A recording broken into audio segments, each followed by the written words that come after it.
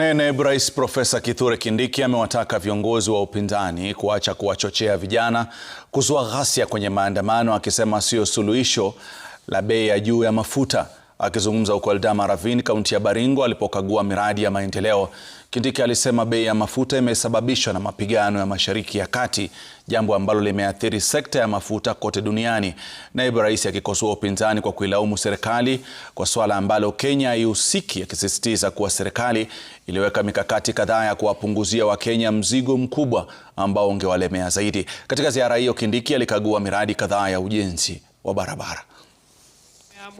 Hatuwezi kukubali nchi ya Kenya ni nchi chini ya katiba na sheria, na hakuna mtu ako juu ya katiba na sheria.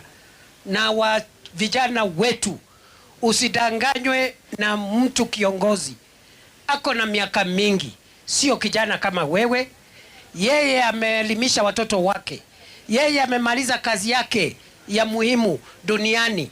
Alafu akuje wewe kijana wa miaka 20, miaka 30, bado haujapata familia, bado wengine hawajapata kazi, bado haujaanza maneno yako.